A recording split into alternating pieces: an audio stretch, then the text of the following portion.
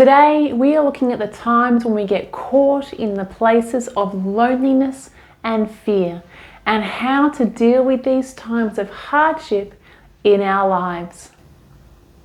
Matchsticks are small sparks of light that can ignite a fire. Join me for hope-filled messages as we explore the fullness of Christ and how He equips us to walk in the light. I don't know about you, but when I find myself in a place of stress, my initial reaction is to push harder, to just get on with what needs doing, and everything will work out in the end. I've even been frustrated by those that need to fall in a heap when I'm just getting on with these things. There are definitely seasons where finding the fortitude to push through is important. However, if we are simply pushing through to prevent from looking at what needs attention, which is what I tend to do, it isn't healthy. We all have maladapted coping mechanisms that we learn when we are young. We learn to cope as children depending on the family situation around us and the strength of the connections we have formed.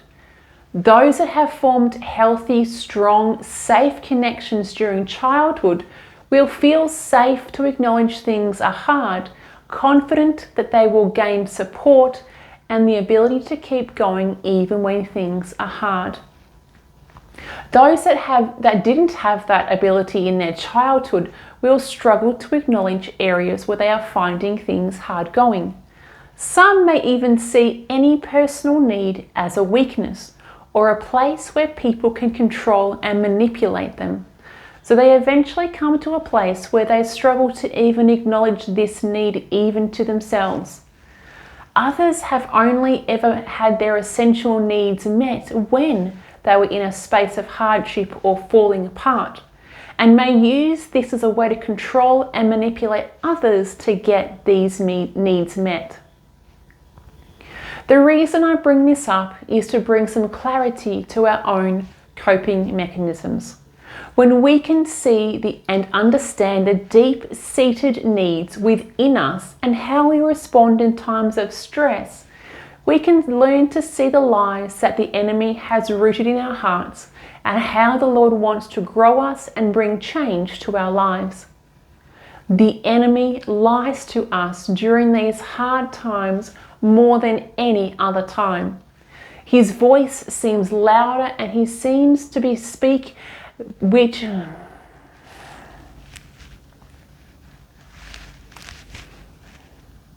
the enemy lies to us during these hard times more than any other time.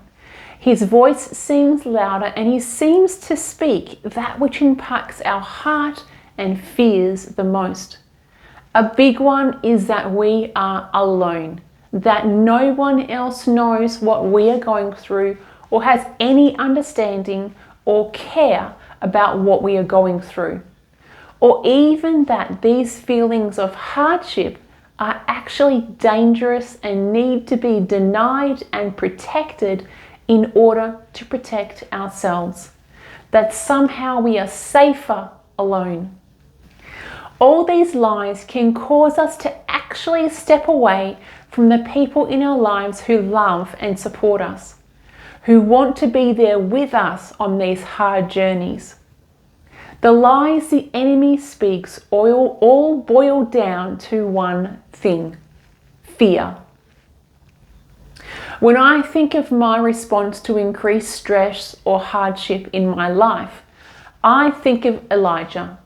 Let me read the passage from 1 Kings 19, 1-9. When Ahab got home, he told Jezebel everything Elijah had done, including the way he had killed all the prophets of Baal.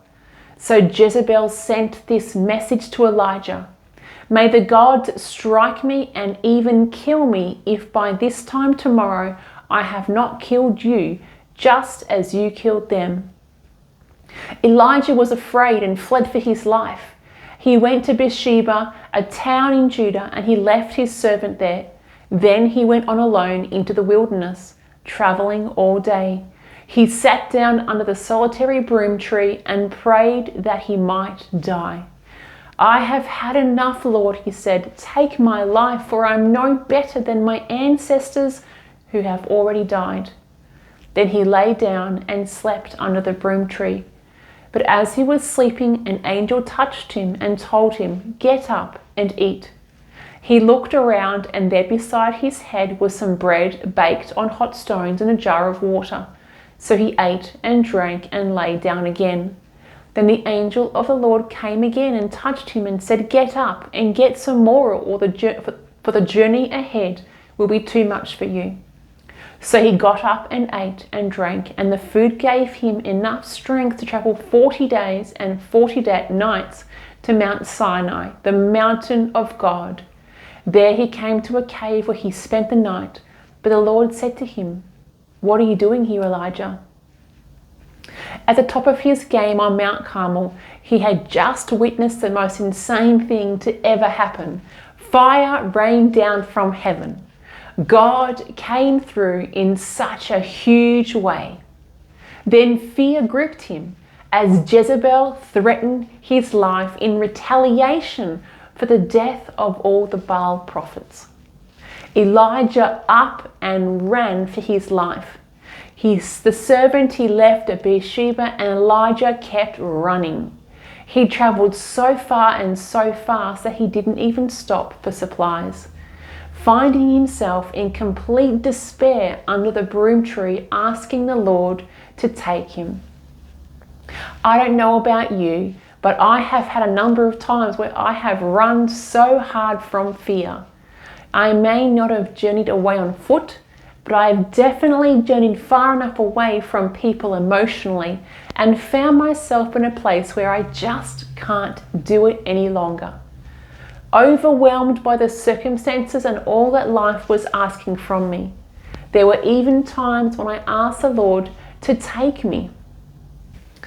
You know what Elijah found at the end of himself in his anguish and heartache? He found rest. And when he rested, an angel ministered to him physically, giving him food and water, not once, but twice.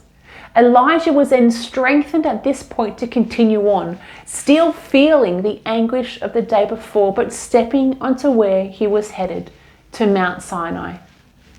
Mount Sinai, the mountain where Moses climbed and met with Father God face to face, a sacred place of covenant. When Elijah didn't know what to do in his time of turmoil, he turned to the place he knew, a place of refuge and covenant, the mountain of the Lord.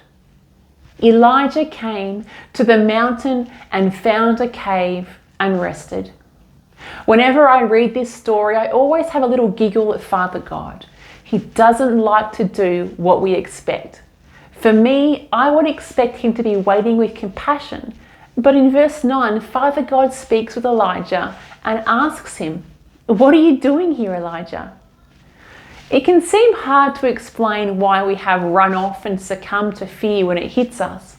The rationale part of our brain turns off and we go into self-protection and react according to our tendencies and what the body perceives as the best for that moment, the circumstances we are facing. So why did God ask Elijah this question? I think we have clues in Elijah's response. In verse 10, Elijah complains about how alone he feels and how heavy the burden is that he carries. He is stating he can't keep going on like this. God gave Elijah an opening to share his hardship. I have heard many see this moment of Elijah's as a fall or a display of his weakness, yet I see it as him being human. We aren't always prepared for when the attack of the enemy and fear will strike us. I have had these same conversations with God, crying out that it is all too hard and I cannot do it, needing to fall apart with him in order to find the strength needed for the next step. And that is exactly what happened. Father God met with Elijah in his moments of loneliness and burden, and Elijah had an encounter with Father God. With this, he strengthened him to go on to the next thing. This also reminds me of Jesus as he stepped into the Garden of Gethsemane. I'm going to read the passage in Luke 22, verses 39 to 46. Jesus went out as usual to the Mount of Olives, and his disciples followed him. On reaching the place, he said to them, "Pray that you will not fall into temptation." He withdrew about a stone's throw beyond them, knelt down and prayed, "Father, if you are willing, take this cup from me, yet not my will but yours be done." An angel from heaven appeared to him and strengthened him, and being in anguish, he prayed more earnestly, and his sweat was like drops of blood falling to the ground. When he rose from prayer, he went back to the disciples. He found them asleep, exhausted from sorrow. "Why are you sleeping?" he asked them. "Get up and pray so that you will not fall into temptation." In this instance, Jesus did not run off into isolation. He brought his disciples with him. You will see in the other Gospels, leaving 7 at a gate and then asking them to pray for him, and then going on further with his inner circle, Peter, James and John, and he left them and then went further on asking them to pray for him because he was facing hardship. He then stepped into that place of anguish as he wrestles with what lay before him, crying out for Father God, needing his strength to help him through his next step. Jesus was never deceived by the enemy's attempts at lying to him. He knew who he was and where his help came from. He knew Father God would strengthen him and sustain him. He knew the journey ahead of what he was going to be impossible in human strength, but possible in heaven's equipping. We are the same when we come into those times of loneliness and fear. We are ill-equipped to deal with what is coming our way, but for strength from heaven. We just need to come to that place of rest with the Lord, that last place we heard him speak to us, to pour out our hardship to the Lord and listen for his still small voice of reply. It is then that we are equipped to continue walking in the promises he has already spoken in our lives and not running away from those he has provided to support us on the journey. Thank you for visiting today. I hope you were blessed. Remember, your light may be as small as a match, but many matches joined together can start a fire and ignite the world. Let's bring light to the darkness together.